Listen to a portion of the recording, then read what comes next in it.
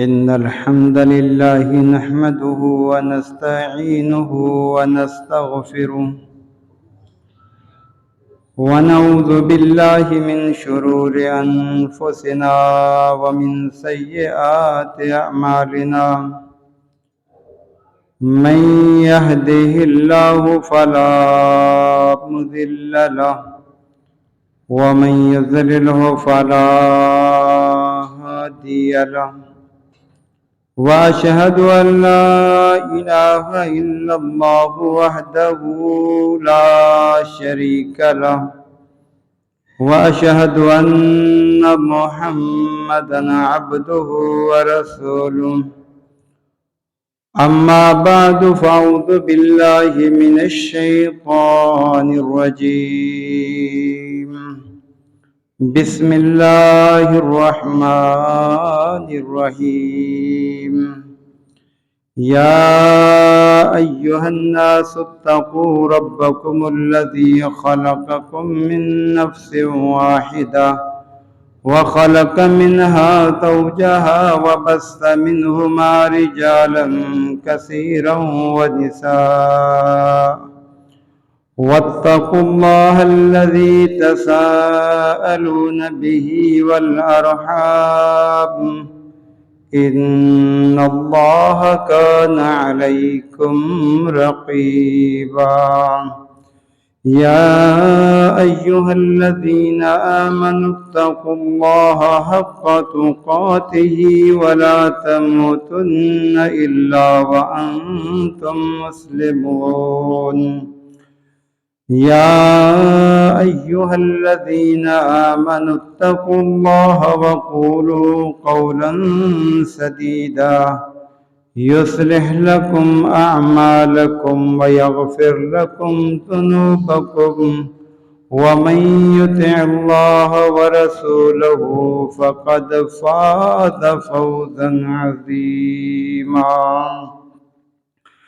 وقال النبي صلى الله عليه وسلم وإياكم ومحدثات الأمور فإن كل محدثة بدعة وكل بدعة ضلالة وكل ضلالة في النار۔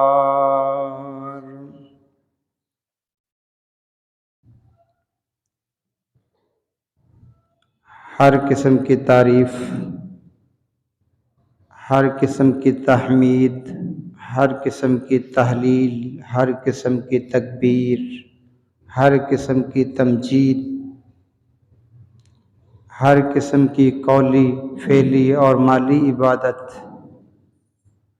اللہ رب العالمین، اللہ احسن الخالقین، اللہ عز و جل، اللہ سبحانہ و تعالی کے لیے جو پوری کائنات کا اکیلا ہی سچا معبود ہے۔ درود و سلام کائنات کی سب سے افضل ترین ہستی،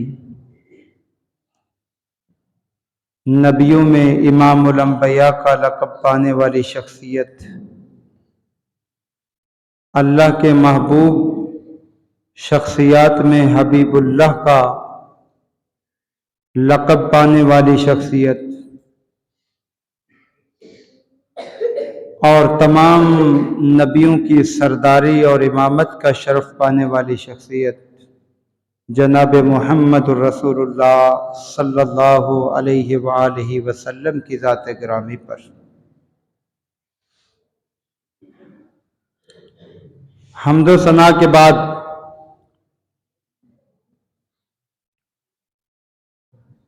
آج میں نے جو آپ کے سامنے خطبہ پڑھا ہے،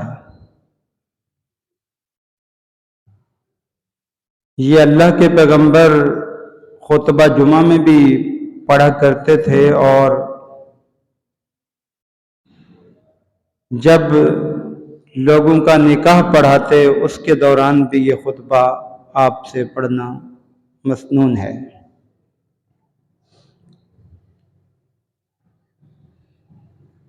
یہ خطبہ آپ کے سامنے پڑھنے کا ایک بڑا اہم مقصد ہے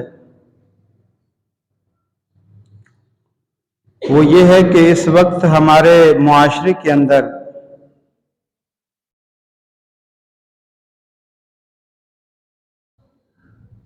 بہت ہی زیادہ معاملات پیچیدہ ہوتے جا رہے ہیں۔ اس حوالے سے کہ ہم اپنے بچوں کی شادیاں کرتے ہیں اور اس کے چند مہینوں بعد ہی آپس میں اختلافات شروع ہوتے ہیں، پھر بسا اوقات مرد اپنے اختیارات کا استعمال کرتے ہوئے بیوی کو طلاق دے کر علیحدہ کر دیتا ہے، یا پھر بیوی اپنے شوہر سے مطمئن نہیں ہوتی تو وہ خلا کا مطالبہ کر دیتی ہے۔ اس وقت میں مفتیوں کے پاس بھی سب سے زیادہ کیس یہی دیکھ رہا ہوں کہ جی فلاں نے اپنی بیوی کو طلاق دے دی، اب اس کا کیا حل ہے؟ فلاں عورت خلا کا مطالبہ کر رہی ہے یا لے لیا ہے، اس کی کیا عدت ہے؟ اور پاکستان کی عدالتوں میں بھی سب سے زیادہ اس وقت جو کیس سامنے آ رہے ہیں وہ یہی خلا اور طلاق کے کیس ہیں۔ ہم نے نکاح کو ایک مذاق اور طلاق کو ایک کھیل بنا رکھا ہے، جبکہ غور کیا جائے تو کسی بھی خاندان کی بنیادوں کو مضبوط کرنے کے لیے سب سے بہتر چیز جو ہے وہ نکاح ہے، اور اس خاندان کو نسل کو آگے چلانے کے لیے بھی شریعت نے جو اصول دیا ہے وہ نکاح کا ہے۔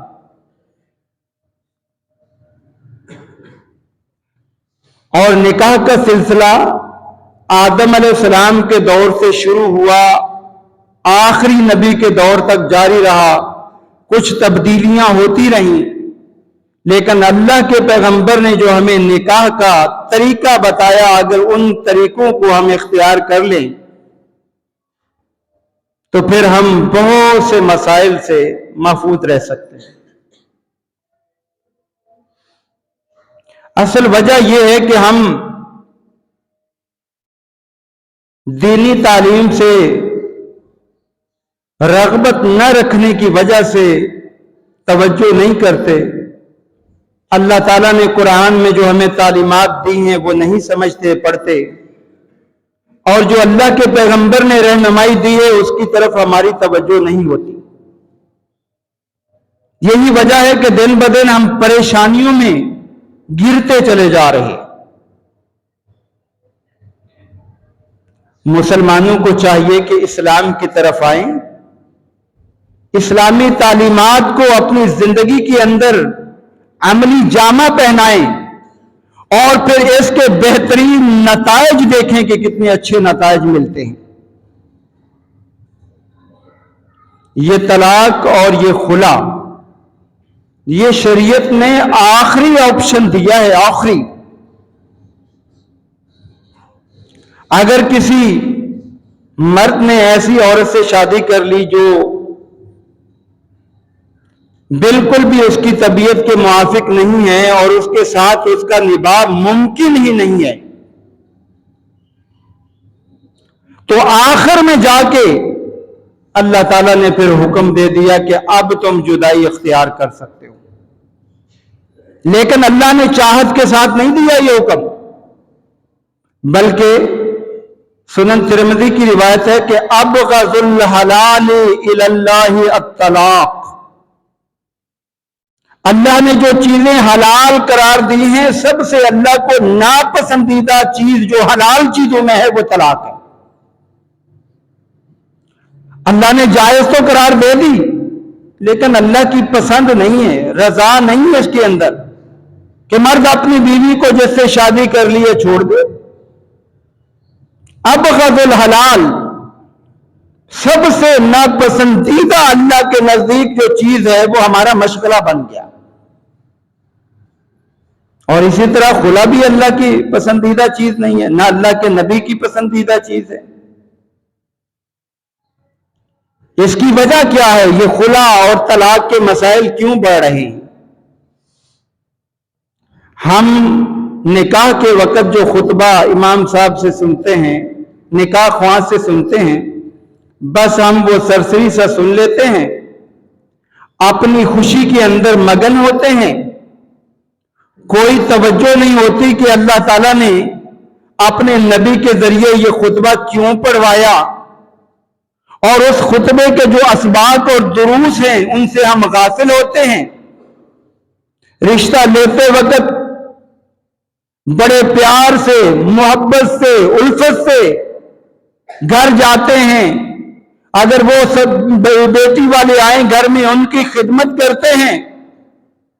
ہم نے رشتہ لینا ہے، ہمیں مطلب ہے، اور جیسے ہی نکاح کر لیا لڑکی گھر آ گئی تو سارا کچھ بھول جاتے ہیں. اور وہ لڑکی بھی بھول جاتی ہے، اس کے والدین بھی بھول جاتے ہیں کہ اس کی کیا تربیت کرنی تھی. اب کیا ہوتا ہے؟ پھر ان کے درمیان اختلاف، اور آخر اختلاف کا نتیجہ یا طلاق یا خلا. اللہ کے بندو، اللہ کے ہر کام کے اندر حکمت ہے، اور کسی بھی خاندان کو اگر آپ مضبوط دیکھنا چاہتے ہیں تو ان کے اندر نکاح کا جو ہے وہ طریقہ آسان ہو. آج کتنی بیٹیاں بیٹھی ہوئی ہیں اس وجہ سے کہ ان کے والدین کے پاس جہیز نہیں. کتنی بہنیں بیٹھی ہوئی ہیں. ہم نے شادی کو مشکل ترین بنا دیا ہے اور غیروں کی ناکامی میں بنا دیا ہے. اللہ کے پیغمبر نے اس دین کو آسان بنا کر پیش کیا تھا، اور اللہ نے اپنے نبی کے بارے فرمایا تھا یہ نبی جو دین لے کر آیا ہے یہ دین بڑا آسان ہے دین ہے، اس میں کسی کو اس کی طاقت سے زیادہ مکلف نہیں بنایا گیا. لا یکلف اللہ نفسا الا وسعها. اور اللہ کے محبوب پیغمبر نے فرمایا ان الدین یسر، یہ دین بڑا آسان ہے. وَلَن يَشَادَ الدِّينَ أَحَدٌ إِلَّا غَلَبَهُ. جو خود اس دین کو مشکل بنانا چاہے گا، زیادتیاں کرنا چاہے گا، پھر یہ دین اس کے لیے مشکل بن جائے گا، اور پھر مشکلات کے بعد اس کو پھر خود اس کا خمیازہ بھگتنا پڑے گا. آسان دین کو ہم نے مشکل بنا دیا. یہ رسومات جتنی بڑھاتے جائیں گے نکاح کی اتنا نکاح مشکل ہوتا چلا جائے. اللہ کے پیغمبر نے فرمایا خیر النکاح ایسرہ. اے لوگوں، بہترین شادی وہ شادی ہے، بہترین نکاح وہ نکاح ہے جس کے اندر آسانی ہی آسانی ہو، مشکلات نہ ہوں. آج ہم نے مشکلات پیدا کر لی کہ بیٹے کی شادی نہیں کرنی. کیوں؟ ابھی یہ اپنے پاؤں پہ کھڑا نہیں ہوا، یہ برسر روزگار نہیں ہوا، شادی کرے گا تو کیا کرے گا؟ اللہ کے بندو، اللہ کے نبی کے دور میں ایسے لوگوں کی بھی شادیاں ہوئیں جن کے گھر کے اندر صرف اور صرف جو ہے وہ ایک چادر ملی اور کچھ بھی نہ ملا. ان کا کوئی روزگار نہیں تھا، ان کا کوئی ایسا سلسلہ نہیں تھا. وہ اللہ پر توکل اور اعتماد کرتے تھے. جس ذات نے پیدا کیا رزق اس نے دینا ہے، وہ انتظام کرے گا. حدیث مبارکہ کے اندر آتا ہے، صحیح بخاری کے اندر بھی روایت موجود، صحیح مسلم کے اندر بھی موجود، اور امام بخاری نے اس سے بڑے مسائل اخذ کر دیے. امام بخاری بڑے فقیہ شخص تھے، انہوں نے کئی جگہ پر اس حدیث کو پیش کر کے مسائل اخذ کیے. حدیث کیا ہے جی؟ اللہ کے محبوب پیغمبر ایک دن اپنے معمول کے مطابق مسجد میں تشریف فرما ہے. ایک عورت آتی ہے آ کر کہتی ہے وَهَبْتُ لَكَ یا رسول اللہ، اے اللہ کے محبوب پیغمبر، میں اپنا جسم آپ کے لیے ہبہ کرتی ہوں، آپ کے حوالے کرتی ہوں، آپ جو کرنا چاہیں کریں۔ اس کا ارادہ کیا تھا کہ آپ مجھ سے شادی کر لیں، آپ مجھ سے نکاح کر لیں، یہ ارادہ تھا اس کا۔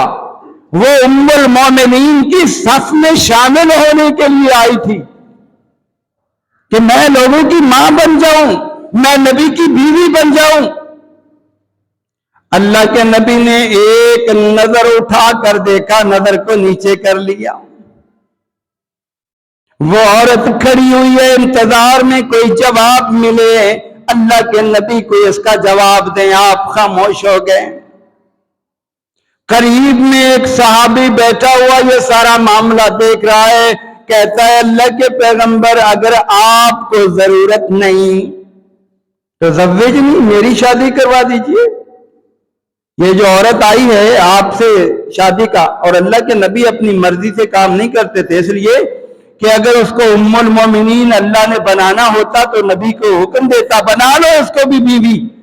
یہ اللہ نے اپنے نبی کی جو بیویاں بنائی ہیں اپنی مرضی سے بنائی ہیں، جو ان بیویوں پر اعتراض کرتا ہے وہ اللہ پر اعتراض کرتا ہے، وہ اللہ کا دشمن ہے۔ وہ بندہ جو اللہ کے نبی کی بیویوں پر اعتراض کرتا ہے، اگر نبی نے مرضی سے بیوی بنانا ہوتی تو اس کو بھی بنا لیتے، نہیں بنایا۔ اب جب بیوی نہیں بنایا وہ فوراً آدمی کھڑا ہو گیا، کہنے لگا اللہ کے پیغمبر میری شادی کروا دیں۔ آپ نے فرمایا کچھ ہے تیرے پاس، مہر دینے کے لیے ہے؟ کہنے لگا اللہ کے پیغمبر صرف ایک میرے پاس چادر ہے اور گھر میں کچھ نہیں۔ کہا یہ چادر اگر تم اس عورت کو مہر میں دے دو گے تو خود کیا لوگے؟ ظاہر ہے جو مہر مقرر کیا ہے وہ تو دینا ہے، جاؤ گھر میں کوئی چیز تلاش کر کے لاؤ۔ گھر میں گیا، اللہ کے پیغمبر گھر کے اندر کوئی چیز نہیں ملی جو مہر کے طور پر میں دے دوں۔ جب واپسی آیا بڑا مایوس، اللہ کے نبی کچھ بھی نہیں۔ آپ نے فرمایا التمس، اور تلاش کرو، وَلَوْ خَاتَمًا مِّنْ حَدِيدٍ، اور کچھ نہیں تو ایک لوہے کی انگوٹھی تلاش کر کے لے آؤ، میں تمہارا اس کے بدلے نکاح کر دیتا ہوں۔ وہ بیچارہ گیا، آ کر کہنے لگا اللہ کے پیغمبر میرے پاس تو لوہے کی انگوٹھی بھی نہیں ہے۔ امام بخاری نے اسے استنباط کیا ہے کہ کم سے کم مہر جو ہے وہ دیا جا سکتا ہے، اس سے لوہے کی انگوٹھی بھی ایک مال ہے۔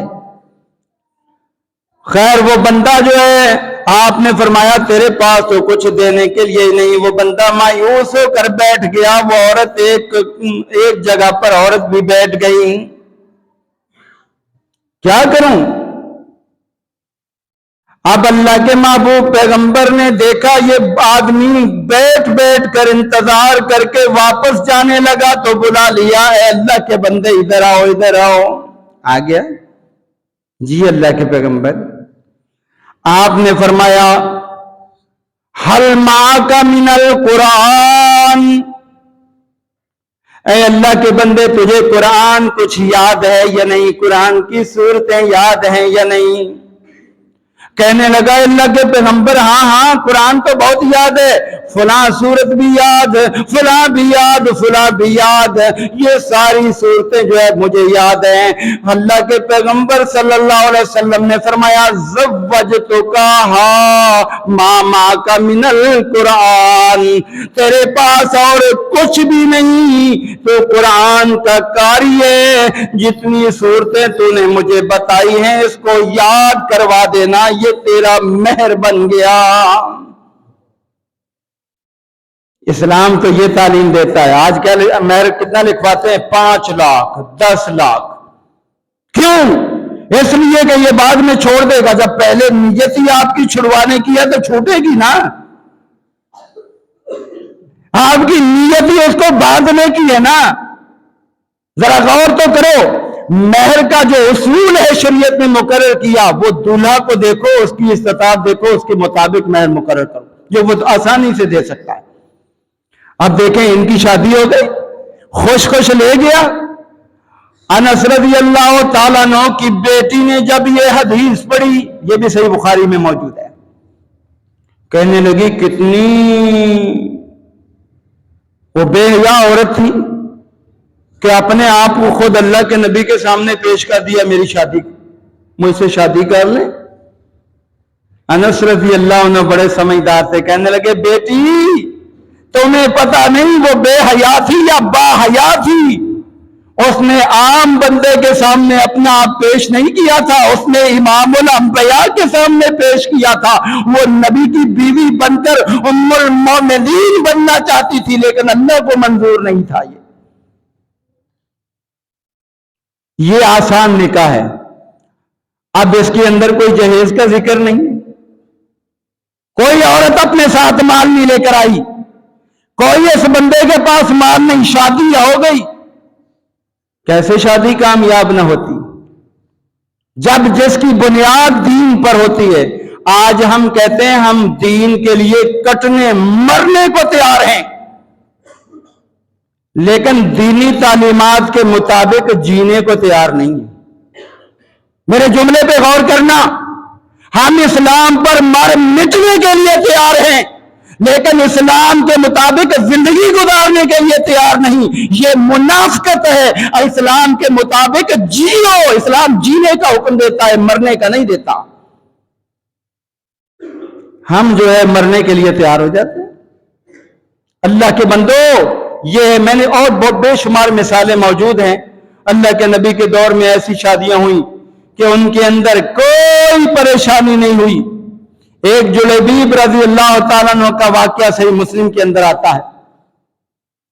یہ بیچارے اللہ کے نبی اس سے مذاق بھی کیا کرتے ہیں، کالے سے رنگ کا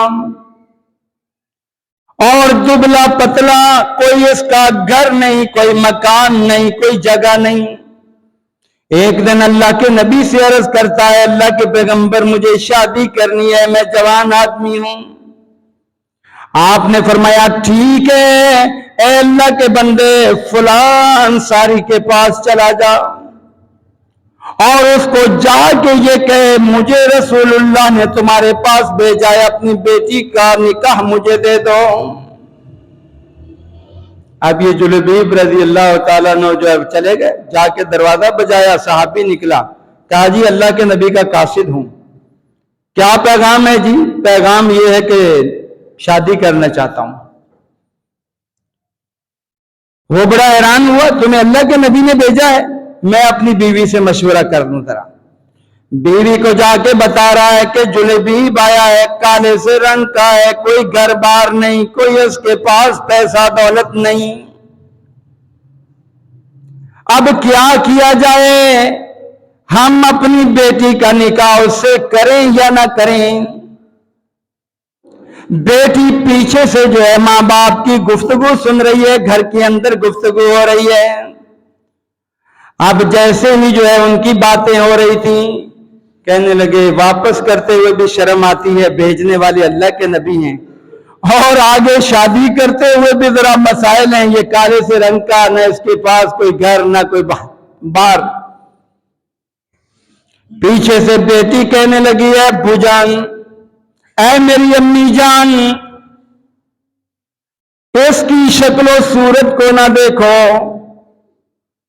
اس کی شکل و صورت کو نہ دیکھو، اس کے مال و ثروت کو نہ دیکھو، یہ دیکھو بھیجنے والا کون ہے، یہ دیکھو بھیجنے والا کون ہے، وہ دیکھو کہ رشتے کا انتخاب کس نے کیا ہے، ان کو دیکھو۔ کہا آپ تیار ہیں؟ جی میں بالکل تیار۔ جی ٹھیک ہے، آپ تیار ہیں تو آپ کی شادی کر دیتے۔ ان کی شادی ہو گئی، کوئی اس کے اندر نہ شوہر کو پریشانی نہ بیوی کو پریشانی، اور بعد میں اللہ نے ان کو مال عطا کر دیا، اللہ نے مالدار بنا دیا۔ یہ لڑکی بعد میں کہا کرتی تھی کہ میں نے جتنی بہترین زندگی گزاری اس کے ساتھ میری بہنوں نے بھی نہیں گزاری، بہترین زندگی۔ یہ ہے طریقہ، اصول۔ کہ جو شریعت نے آسان بنایا ہے ہم نے اس کو مشکل بنا دیا. یہی وجہ ہے کہ آج شادیاں نہ ہونے کی وجہ سے کتنے جو ہے ہماری مائیں بہنیں برائیوں کے اندر مبتلا ہو گئیں, پریشانیوں کا شکار ہو گئیں. اس کی وجہ کیا ہے؟ ہم نے اس کو اتنا مشکل بنا دیا ہے کہ اب ہم جو ہے شادی کرتے ہوئے بھی گھبراتے ہیں, ہمارے پاس 5-10 لاکھ روپیہ ہوگا تو پھر شادی کا سوچیں گے. نہیں, اللہ کے بندو واپسی آؤ, دین کی طرف آؤ. اللہ کے نبی نے جو دین میں آسانی پیدا کی تھی اس کو لو, اور پھر آگے نتائج بھی پھر برے اسی لیے آتے ہیں کہ اب لڑکی جو ہے وہ جہیز لے کر نہیں آئی. تانے سننے پڑتے ہیں, تانے سننے پڑتے ہیں ان کو کہ جی آپ یہ نہیں لے کر آئی, یہ نہیں لے کر آئی, یہ اتنے بستر کم ہیں, یہ اتنی جو ہے وہ گاڑیاں کم ہیں, یہ فلاں کم ہے. اس بیچاری کا جینا حرام. اس بد نصیب بندے کو یہ عقل نہیں کہ اللہ کے پیغمبر کی بیٹیاں کتنی پیاری بیٹیاں تھیں. اللہ کے پیغمبر نے کسی کو جو ہے وہ جہیز دیا؟ کوئی ثابت کر کے دکھائے کہ جہیز دیا ہے اللہ کے نبی نے اپنی بیٹیوں کو. اور لَقَدْ كَانَ لَكُمْ فِي رَسُولِ اللَّهِ أُسْوَةٌ حَسَنَةٌ, اللہ کے نبی کا جو ہے اسوہ حسنہ ہے یہ. ہاں, اگر کوئی آپ گفٹ کے طور پر, تحفے کے طور پر بیٹی کو خود دینا چاہیں, آپ کی مرضی. دلیل کیا ہے؟ دلیل یہ حضرت خدیجہ رضی اللہ عنہا نے جب اپنی بیٹی سیدہ زینب کا نکاح کیا, اپنے جو ہے وہ قریبی رشتہ دار ابو العاص سے کیا, اور ان کے پاس اور کچھ بھی نہیں تھا. انہوں نے قیمتی ہار جو ہے وہ سیدہ زینب کو دیا. اور جب ابو العاص غزوہ بدر کے اندر قیدی بن کے آئے, اور اس دوران آپ نے فدیہ منگوایا کہ قیدیوں کو چھڑانے کے لیے اے کفار فدیہ لے کر آؤ, سیدہ زینب نے وہ ہار جو ہے وہ بھیجا کہ اللہ کے پیغمبر یہ ہار لے لے اور میرے شوہر کو چھوڑ دیں. جیسے ہی اللہ کے محبوب پیغمبر کے سامنے وہ ہار آیا, آپ کی آنکھوں میں آنسو جاری ہو گئے. کہنے لگے, لوگوں یہ میری اس بیوی کا ہار ہے کہ جس نے وفاداریوں کی انتہا کر دی, جو میرے اس دور میں بھی ساتھ رہی, جس میں لوگ ساتھ چھوڑ گئے, رشتہ دار چھوڑ گئے. اگر اجازت ہو تو میں یہ ہار بھی واپس کر دوں اور اس ابو العاص کو بھی چھوڑ دوں. اللہ کے نبی نے اپنی مرضی سے اپنے رشتہ دار کو نہیں چھوڑا, صحابہ سے مشورہ کر کے. بس یہ ہار ملتا ہے ان کا. باقی جو سیدہ فاطمہ کے بارے کہا جاتا ہے جی ان کو اللہ کے نبی نے جہیز دیا, اس کی حقیقت بھی جان لو. علی رضی اللہ عنہ آپ کے گھر میں پلے پڑے. ابو طالب جو ہے وہ غریب تھے. ایک بیٹا جو ہے وہ عباس رضی اللہ عنہ نے پالا, ایک بیٹا جو ہے علی آپ نے پالا, آپ کے گھر میں رہے. اب یہ لڑکا جو ہے دولہا بھی آپ ہی کے گھر میں اور دلہن بھی آپ ہی کے گھر میں, تو انتظام کون کرے گا؟ اللہ کے نبی کریں گے نا. اللہ کے نبی نے سیدنا علی سے کہا آپ ایسا کرو کہ اپنا جو زرہ ہے یہ بیچو, اپنی زرہ, اور بیچنے کے بعد پیسے لے کر آؤ تاکہ میں ضرورت کی چیزیں تمہیں خرید کر دلوا دوں, تمہارے حوالے کر دوں. آگے تم نے گھر بسانا ہے, سیدہ فاطمہ کو لے کے جانا ہے. وہ گئے عثمان رضی اللہ عنہ کے پاس, جا کر زرہ بیچی, پیسے لے کر آئے. جب وہ پیسے لے کر آ گئے تو پیچھے سے عثمان نے زرہ بھی بیچ دی. کہا ہے علی یہ زرہ لے لو, اور تم جہاد کرو گے مجھے ثواب ملتا رہے گا اور تمہاری شادی کا مسئلہ بھی حل ہو جائے گا. اللہ کے محبوب پیغمبر نے علی المرتضیٰ سے وہ پیسے لیے. لینے کے بعد آپ نے چند چیزیں خرید کر دے دی. چکی خرید دی کہ آٹا پیسنا ہے, کوئی مشکیزہ خرید دیا, پانی لانا ہے, تکیہ جو ہے وہ خرید کر دے دیا جو نیچے رکھنا ہے. یہ چند چیزیں جو ہے آپ نے دے دی, اور یہ کس لیے دی؟ علی المرتضیٰ سے پیسے لے کر. بتاؤ جہیز کہاں ہے؟ اللہ کے بندو, کیا نبی بے انصاف تھا کہ اس نے ایک بیٹی کو جہیز دے دیا فاطمہ کو، باقی 3 کو کوئی دیا نہیں۔ یہ نبی تو وہ نبی ہے جب فاطمہ بنت قیس نے جو ہے وہ جو مخزوم قبیلے کی عورت نے جو ہے چوری کی تھی، اس دوران آپ نے فرمایا تھا میں اس کا ہاتھ کاٹوں گا، لو ان فاطمہ بنت محمد سرقت لقطعت یدہا، اگر یہ میری بیٹی بھی یہ چوری کرتی میں اس کا بھی ہاتھ کاٹ دیتا۔ نبی پر یہ الزام لگاتے ہیں جو یہ کہتے ہیں کہ جی نبی نے فاطمہ کو جہیز دیا تھا، آپ نے کسی بیٹی کو جہیز نہیں دیا، اور جو بندہ مطالبہ کرتا ہے جہیز کا وہ شریعت کی خلاف ورزی کرتا، اس سے بہتر ہے بھیک مانگ لو جا کے۔ پتہ ہے آپ کو کہ کس طرح بیچارے بیٹیوں والے لوگوں سے مانگ مانگ کر خیراتی اداروں میں جا کر کہتے ہیں بھائی ہم نے بیٹی کا نکاح کرنا ہے، ہمیں کچھ پیسے دے دو، ہمیں یہ دے دو، وہ مانگ مانگ کر لا کر دیتے ہیں۔ تجھے شرم نہیں آتی کہ اللہ نے تجھے دیا ہے تو خود انتظام نہیں کر سکتا؟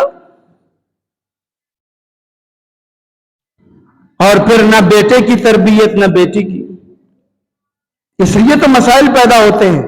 ہمارے ہاں جو اصل معاملہ ہے وہ یہ ہے، جو بیٹا جو ہے بگڑا ہوا ہو، گھر میں نہ رہتا ہو، دوستوں میں زیادہ وقت گزارتا ہو، اور بس نہ کوئی کام کاج کرتا ہو، ہم کہتے ہیں اس کی شادی کر دو، اس کی شادی کر دو۔ اللہ کے بندے اس کی شادی کی تو وہ بیچاری لڑکی کے ساتھ کیا معاملہ کرے گا؟ اسی لیے پھر بعد میں ہوتا ہے جی یہ لڑکا تو کام کاج ہی نہیں کرتا۔ پہلے اپنے بیٹے کی تربیت تو کرو، اس کو تو سمجھاؤ، اس کو تو بتاؤ، اس کی تربیت کرو۔ اور یاد رکھو ماں باپ جو ہے نا اگر بیٹے کو گاڑیاں دلا دیں، بنگلے دلا دیں، تعلیم دلا دیں، سب کچھ دلا دیں، اگر بیٹے کو ادب نہیں سکھایا تو کچھ بھی نہیں دیا بیٹے کو۔ اگر بیٹے کو آپ نے ادب نہیں سکھایا نا، اللہ کے نبی کی حدیث ہے سب سے بڑا تحفہ اولاد کے لیے اس کی اچھی تربیت ہے۔ بیٹے کو سمجھاؤ اے میرے بیٹے دیندار بننا ہے، نیک بننا ہے، متقی بننا ہے، اور جو اللہ کے نبی کی تعلیمات ہیں اس کے مطابق تم نے شوہر بننا ہے، اس طرح کے تقاضے تم نے پورے کرنے ہیں۔ یہ نہ ہو کہ ہم کسی کی بیٹی کی زندگی خراب کر دیں۔ یہ اپنا مائنڈ بدلو، اس لیے کہ جب تم نہیں چاہتے اس طرح کا داماد تو پھر دوسرا کیسے چاہے گا؟ اگر کسی آوارہ لڑکے کو آپ کے سامنے پیش کر دیا جائے کہ جی اپنی بیٹی اس کو دے دو، آپ دینا چاہو گے؟ نہیں دینا چاہیے۔ کیوں؟ اللہ کے نبی نے فرمایا لا یؤمن احدکم حتی یحب لاخیہ ما یحب لنفسہ، اس وقت تک بندہ پکا مومن نہیں بنتا جب تک اپنے بھائی کے لیے بھی وہی پسند نہ کرے جو اپنے لیے کرتا ہے۔ تو ہم کیسے مومن ہیں؟ ہم خود تو یہ پسند نہیں کرتے اور دوسروں کی بیٹیوں کو گھر لاتے ہیں۔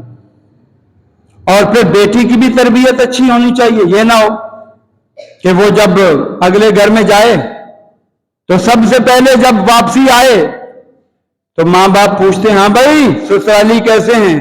وہ آگے سے پتہ کیا جواب دیتی ہیں؟ کہتی ہیں جو پہلے تھے نا ویسے جیسے نہیں ہے ابھی، جو پہلے شادی سے پہلے جو میٹھے پیارے تھے نا لگ گیا پتا ہوا ایسے نہیں ہے۔ اللہ کی بندی کی بھی اچھی تربیت کرنی چاہیے۔ سب سے پہلے خطبہ کا ترجمہ سنیے، پھر میں آگے آپ کی وضاحت کرتا ہوں ہم پریشان کیوں ہیں۔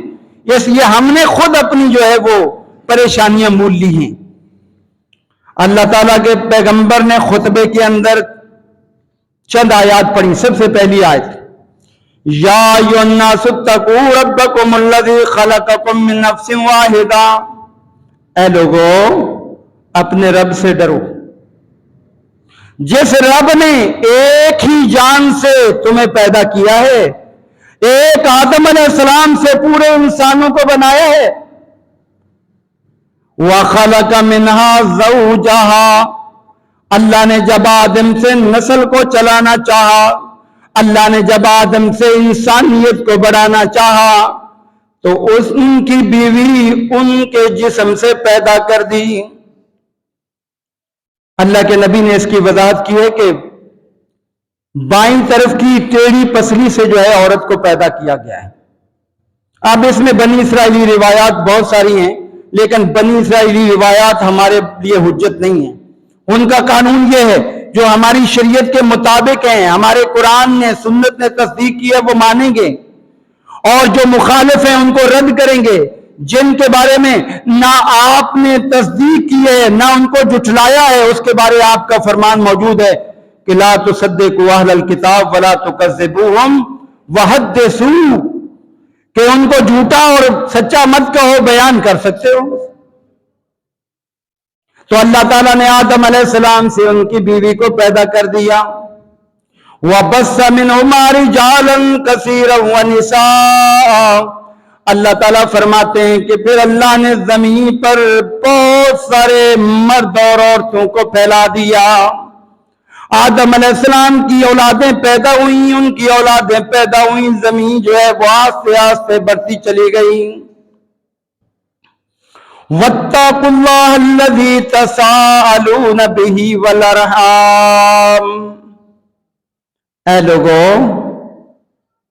اس اللہ سے ڈرو جس کا نام لے کر تم پہلے رشتہ مانگنے کے لیے جاتے ہو، اس سے بعد میں بھی ڈرو۔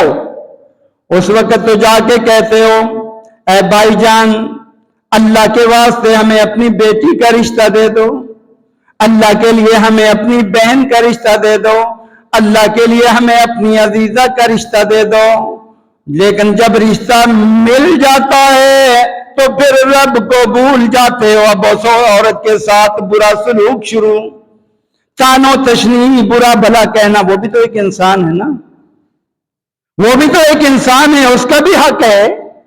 اللہ فرماتے ہیں وَلَهُنَّ مِثْلُ الَّذِي عَلَيْهِنَّ بِالْمَعْرُوفِ، جس طرح مرد کے حقوق ہیں عورت کے بھی اللہ نے حقوق رکھے ہیں، وہ کوئی ایسے نہیں ہے کہ فضول پھینکی ہوئی چیز، پھر اس کے بعد تم بھول جاتے ہو۔ اب ساس الگ تانے دے رہی ہوتی ہے، نندیں الگ دے رہی ہوتی ہیں، دیگر لوگ الگ دے رہے ہوتے ہیں، کیا ہے یہ قرآن کی خلاف ورزی ہے۔ اللہ کا جو وعدہ لے کر، اللہ کا نام لے کر جو آپ نے رشتہ مانگا تھا، یہ اس کی خلاف ورزی ہے، اور اللہ قیامت کے دن جو ہے سامنے کھڑا کر دے گا۔ اللہ کے نبی کی حدیث ہے، 3 بندوں کا اللہ خود جو ہے ان کا مخالف اور مدعی بن کر آئے گا۔ جس نے اللہ کا نام لے کر کوئی وعدہ کیا اور اس وعدے کی خلاف ورزی کر دی، اللہ خود ان کے مخالف مدعی بنے گا اور پھر فیصلہ بھی کرے گا۔ آپ دیکھیں فیصلہ کیا آئے گا۔ جو اللہ کا نام لے کر رشتہ لینے کے بعد اس لڑکی کو تنگ کرتے ہیں، کل قیامت کے دن اللہ کے سامنے مقابلہ کرنے کے لیے تیار رہیں، وگرنہ اس کا جواب دینا پڑے گا۔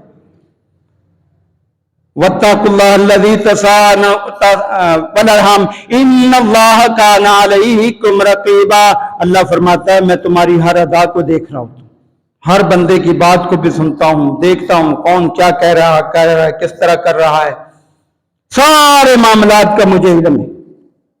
لہذا یہ نہ سمجھو کہ ہم چھپ کر کام کر رہے ہیں، ہم کسی کو ظاہر نہیں ہونے دے رہے، ہم چپکے چپکے ظلم کر رہے ہیں، اللہ سب دیکھ رہا ہے۔ اللہ کے بندو، اللہ کی نظر اتنی تیز ہے کہ کیڑا جو ہے وہ اگر اندھیروں کے اندر، پتھر کے اندر ہو، اللہ اس کو دیکھ بھی رہا ہوتا ہے، رزق بھی دے رہا ہوتا ہے۔ رقیب کہتے ہیں اس کو کہ جو بالکل ایکٹیو ہو کر، تیار ہو کر دیکھ رہا ہو بھائی وہ کیا کر رہا ہے۔ اللہ تعالیٰ نے رقیب کا لفظ استعمال کیا۔ تو اس میں 2 جگہ پر اللہ نے فرمایا اتقوا اللہ، اتقوا اللہ، اللہ سے ڈرو، اللہ سے ڈرو، اللہ سے ڈرو۔ اللہ سے ڈر کے جب بندہ معاملات کرتا ہے نا تو وہ کسی پر ظلم نہیں کرتا، زیادتی نہیں کرتا، کسی کا حق نہیں مارتا، وہ حسن سلوک کا پیکر بنتا ہے۔ دوسری آیت جو ہم پڑھتے ہیں وہ یہ ہے یا ایھا الذین آمنوا اتقوا اللہ حق تقاتہ ولا تموتن الا وانتم مسلمون۔ اے ایمان والو، اللہ سے اس طرح ڈر کر زندگی گزارو جس طرح اس سے ڈرنے کا حق ہے۔ اللہ سے ڈرنے کا حق کیا ہے؟ اللہ سے ڈرنے کا حق کیا ہے؟ اللہ سے ڈرنے کا حق یہ ہے کہ آپ کے ذہن میں ہر وقت یہ بات موجود ہو کہ میرا رب میرے اوپر نظر رکھے ہوئے ہے، میری بات، میری آنکھ کا اشارہ، میری ہر قول فعل سے میرا رب جو ہے واقف ہے، لہذا میں کوئی ایسا کام نہ کروں جو اللہ کی نافرمانی والا۔ یہ ہے حق کا تقاتہ ولا تموتن الا وانتم مسلمون۔ یاد رکھو تمہاری موت اس حال میں آئے کہ تم اچھا کام کر رہے ہو، نیک کام کر رہے ہو، کوئی غلط کام کرتے ہوئے تمہاری موت نہ آئے۔ آج رشتوں کے معاملے میں ہماری لڑائیاں ہوتی ہیں، جھگڑے ہوتے ہیں، قتل ہو جاتے ہیں، یہ اچھا کام کرتے ہوئے ہم جا رہے ہوتے ہیں، یہ برا کام کرتے ہوئے جا رہے ہیں۔ ایسے کاموں سے بچاؤ، اپنے آپ کو متقی اور پرہیزگار بناؤ، اللہ کی حدود پر عمل پیرا ہو جاؤ۔ تیسری آیت جو ہے یا ایھا الذین آمنوا اتقوا اللہ وقولوا قولا سدیدا، اے ایمان والو جب معاملہ کرو نکاح کا یا کوئی بھی عہد و پیمان کرو تو بات سیدھی سیدھی کیا کرو، سچی بات کیا کرو۔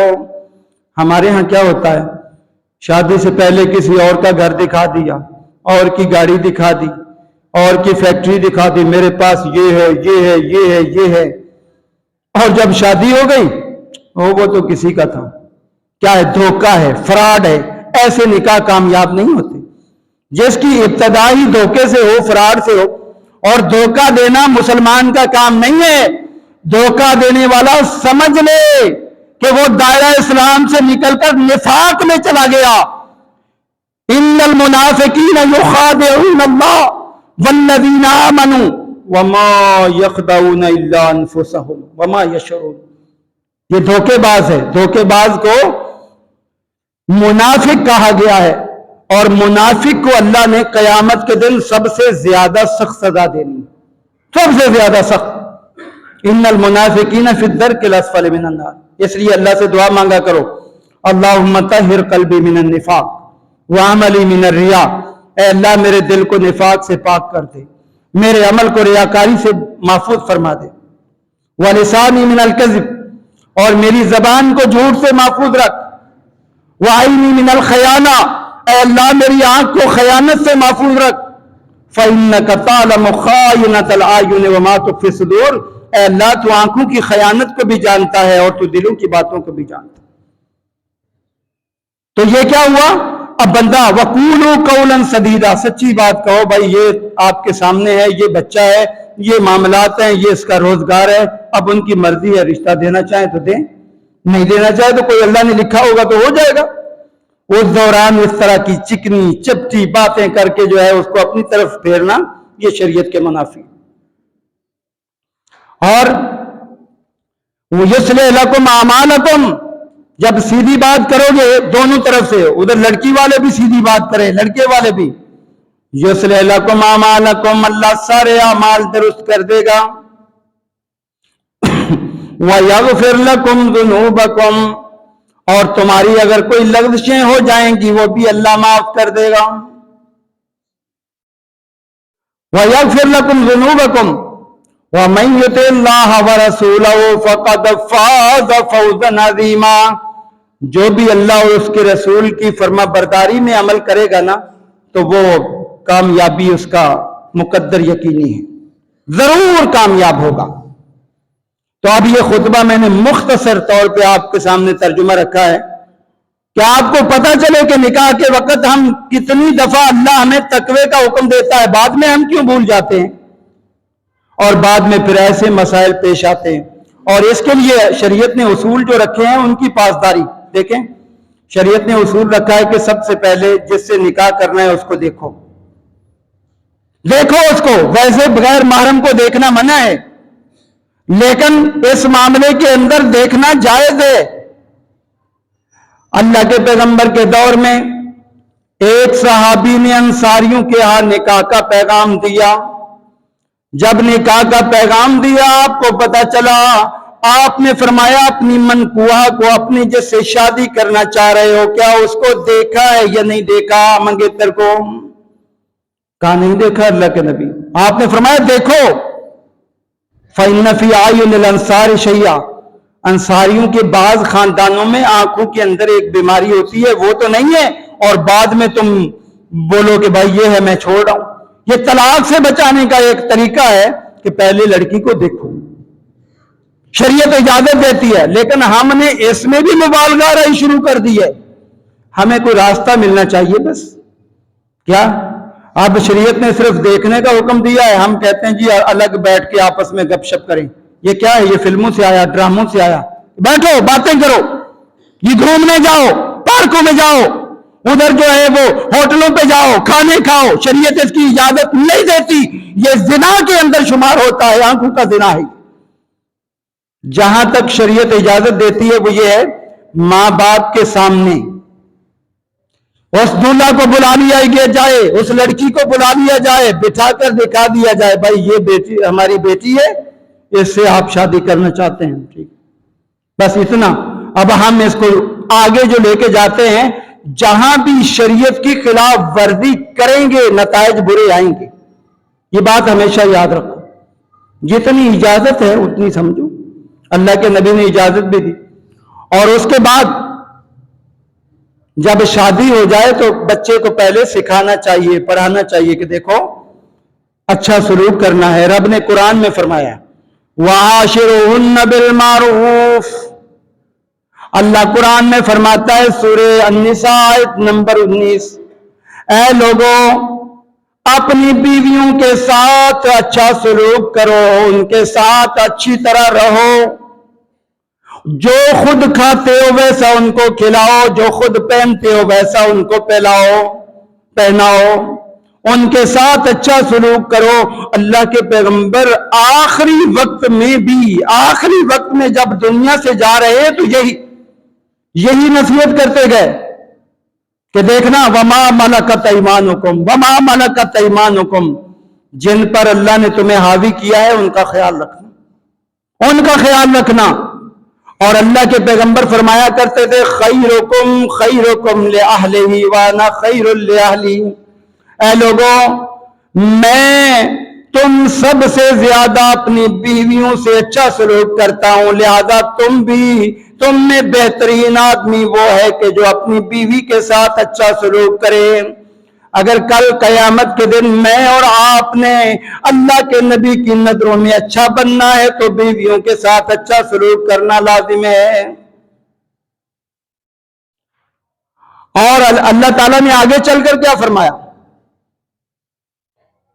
فَعَسَىٰ أَن تَكْرَهُوا شَيْئًا، ممکن ہے کہ آپ کو بیوی کے اندر کوئی کمی نظر آئے، کمی تو ہوگی، اس لیے کہ نہ کوئی مرد کامل ہے نہ کوئی عورت کامل ہے، یہ بات یاد رکھیے۔ اللہ کے نبیوں کے علاوہ باقی سب کے اندر کوئی نہ کوئی کمی کوتاہی ہوگی، اور آپ کہیں جی بس میرے معیار کے مطابق، لڑکی کہے جی میرے معیار کے مطابق شوہر ہونا چاہیے، جو میں مانگوں مجھے لا کر دے، جیسا میں چاہوں ویسا ہو جائے، یہ اگر چاہتے ہیں پوری ہونی ہے تو یہ جنت میں ہونی ہے، دنیا میں نہیں۔ اور لڑکے کو بھی اس طرح خیال رکھنا چاہیے اس معاملے میں۔ اللہ فرماتا ہے اگر تم عورتوں کے معاملے کے اندر کوئی تمہیں بری چیز نظر آتی ہے، آپ کو اچھی نہیں لگتی، اس وقت بھی صبر کرو، اس لیے کہ ممکن ہے یجعل اللہ فیہ خیرا کثیرا، ممکن ہے تم ایک چیز کو ناپسند کر رہے ہو لیکن اللہ نے اس کے اندر تمہارے لیے بہت ساری بھلائیاں رکھی ہوں، جلدی قدم نہ اٹھاؤ۔ قاضی شریح رحمت اللہ علیہ بڑے تابعی ہیں اور محدثین کی صف میں شامل ہیں، انہوں نے جب شادی کی اپنی شادی کا واقعہ بیان کرتے ہوئے کہتے ہیں، ٹائم بڑی تیزی سے گزر گیا، پھر انشاءاللہ بیان کروں گا، اور یہ قاضی شریح کا واقعہ بڑا پیارا ہے، لیکن آپ کو اصل میں بتانے کا مقصد یہ ہے کہ یہ جو آج کل ہمارے ہاں طلاق اور خلع کے معاملات ہیں نا، ان کے اندر ہماری اپنی بڑی کمزوری ہے۔ اللہ تعالیٰ نے قرآن میں ہمیں جو سمجھایا ہے نا، وہ کیا سمجھایا؟ پہلے دور کے اندر یہ موبائل نہیں ہوتے تھے، یہ فون نہیں ہوتے تھے، میاں بیوی میں لڑائی ہوتی، وہ صبح لڑکے گئے ہیں شام کو دوبارہ آپس میں جو ہے مل ملاپ ہو جاتا تھا۔ آج کل ہمارے فونوں نے بھی بڑا نظام خراب کیا ہو، جلدی سے بیٹی فون کر دیتی جو مجھے میرے شوہر نے مارا ہے، یہ کہا ہے وہ کہا ہے، جی گھر والے بھاگتے ہوئے چلے جاتے۔ نہیں، ایسے موقع پر صبر، تحمل۔ اللہ تعالیٰ نے فرمایا وَإِنْ خِفْتُمْ شِقَاقَ بَيْنِهِمَا، اگر تم دونوں کو میاں بیوی میں اختلاف کا خطرہ ہو کہ ان دونوں میں لڑائی ہو گئی، جھگڑا ہو گیا، یہ نباہ نہیں کر سکتے، اب کیا کرنا ہے؟ فوری طور پہ نہیں علیحدگی کرنی، طریقے شریعت نے بتائے ہیں، فَبَعْثُوا حَكَمًا مِّنْ أَهْلِهِ وَحَكَمًا مِّنْ أَهْلِهَا، مرد کے رشتہ داروں میں ایک آدمی کو جو سمجھدار ہو لو، عورت کے رشتہ داروں میں ایک سمجھدار آدمی کو لو، مل بیٹھ کر جو ہے نا وہ فیصلہ کر لیں اور اللہ تعالیٰ جو ہے موافقت پیدا کرے گا ضرور۔ تو یہ طریقہ ہونا چاہیے۔ ہم کیا کرتے نہیں جی، اللہ تعالیٰ نے اگر بیوی کوئی غلطی بھی کر بیٹھتی ہے نا تو اس کے بارے ہمیں تعلیم دی ہے کہ فائزوہن، ان کو سمجھاؤ پیار محبت سے، خود نہیں سمجھتی کسی اس کے بڑے کو کہہ کر سمجھاؤ، اس کے ابو کو، اس کی امی کو، بھائی یہ ان کے اندر کمی ہے تو یہ درست کر دیں۔ اگر وہ نہیں سمجھتی تو واہجروہن فی المضاجع، دوسرا طریقہ یہ ہے کہ بستر الگ کرو، اس کا کمرہ الگ کرو، سمجھدار جو ہے فوراً سمجھ جائے گی۔ اور اگر یہ بھی نہیں تو وضربوہن، تھوڑے بہت ان کو مار کی بھی اجازت ہے، لیکن تھوڑی بہت، زیادہ نہیں۔ ہم تو ہڈیاں توڑ دیتے ہیں ان کی، نہیں، ایسی شریعت اجازت نہیں دیتی۔ وقت بڑی تیزی سے گزر گیا، موضوع بڑا طویل تھا، اس لیے آگے انشاءاللہ موقع ملا تو اس کو تفصیل سے بیان کروں گا۔ لیکن اس میں ہماری سب سے بڑی کمزوری یہ ہے، نہ تو ہم خود ایسی باتیں سننے کے لیے جلدی آتے ہیں اور نہ اپنی ماؤں بہنوں اور بیٹیوں کو لاتے ہیں کہ جن کے ذریعے سے ہماری اصلاح ہو۔ آپ خود دیکھیں، ہم جمعہ میں آتے ہیں جب آخری وقت ہوتا ہے، اور مائیں بہنیں تو ہم کہتے ہیں لاؤ ہی نہیں۔ اللہ کے بندو، سوچو سوچو سوچو، یہ جمعہ کا دن ہمارے لیے عبادت کے اعتبار سے عید کا دن ہے۔ اللہ اپنے فرشتوں کو مسجد کے دروازے پہ بھیج دیتا ہے حاضری لگانے کے لیے، اور ہم کتنے بد نصیب ہیں، راشن تقسیم ہو رہا ہو، لائن لگ جائے گی، اور جہاں اللہ نے جنت کی نعمتیں دینی ہیں وہاں ہم محروم ہو رہے ہیں۔ سوچو سوچو سوچو، اللہ کے بندو اپنی اصلاح کرو، کہیں ایسا نہ ہو ہم ایسا کرتے رہیں قیامت کے دن اللہ کہے جنت سے دور کرو، پیچھے بٹھاؤ پیچھے بٹھاؤ، میرے پیارے بندوں کو آگے جانے دو۔ ایسا نہ ہو، اللہ تعالیٰ سے دعا ہے اللہ ہمیں اپنی اصلاح کرنے کی توفیق دے۔ وآخر دعوانا الحمدللہ رب العالمین۔ ان الحمد للہ نحمده ونستعینه ونستغفره ونعوذ باللہ من شرور انفسنا ومن سیئات اعمالنا، من يهده الله فلا مضل له ومن يضلل فلا هادي له، واشهد ان لا اله الا الله وحده لا شريك له، واشهد ان محمدا عبده ورسوله۔ اما بعد فقد قال الله تبارك وتعالى في كلامه المجيد والفرقان الحميد، ان الله وملائكته يصلون على النبي يا ايها الذين امنوا صلوا عليه وسلموا تسليما، اللهم صل على محمد وعلى ال محمد كما صليت على ابراهيم وعلى ال ابراهيم انك حميد مجيد، اللهم بارك على محمد وعلى ال محمد كما باركت على ابراهيم وعلى ال ابراهيم انك حميد مجيد۔ ساتھیو، یہ درس قرآن ہے انشاءاللہ بروز اتوار 17 دسمبر بعد نماز مغرب۔ اس میں فضیلت الشیخ آصف شہزاد صاحب ماشاءاللہ بہت اچھی گفتگو کرتے ہیں، تو آپ ساتھیوں سے گزارش ہے کہ قرآن و سنت کی محفل میں ضرور شریک ہوا کریں۔ یاد رکھو، جب آپ ایسی محفل میں آتے ہیں آپ کا ایمان تازہ ہوتا ہے، نیکی کا جذبہ بڑھتا ہے، اور جس قدر انسان نیک ہوتا ہے اللہ کی رحمت و برکات اس کو ملتی ہیں۔ اور اس کے علاوہ ترجمۃ القرآن کی کلاس انشاءاللہ بروز ہفتہ بعد نماز عشاء ہوگی، اس میں بھی بھائی کوشش کیا کریں ترجمہ قرآن کا ترجمہ خود بھی پڑھیں، اپنی بچیوں کو بھی پڑھائیں۔ یقین مانیے بہت سے مسائل حل ہو جاتے ہیں۔ اگر کوئی آپ کی بہن بیٹی پریشان ہے گھر کے اندر یا کوئی مرد، تو ان کو چاہیے سورہ النساء کا ترجمہ اور تفسیر پڑھیں، دیکھیے گا اس کے اندر اللہ نے عورتوں کے احکام بیان کیے، آپ دیکھیے گا چند دن کے اندر کتنا اچھا نتیجہ آتا ہے۔